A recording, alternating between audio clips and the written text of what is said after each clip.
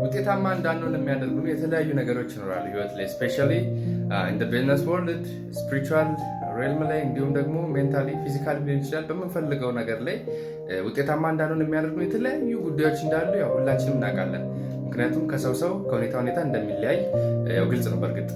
ነገር ግን በዋነኝነት ግን ከነሱ ወይም ደግሞ ውጭ ያሉት ፕሮብለሞች እንዳሉ ሆነው ግን ራሳችን ላይ ደግሞ የምናመጣቸው ውጤታማ እንዳንሆን የሚያደርጉ የተለያዩ ክፉ ልማዶች አሉብን።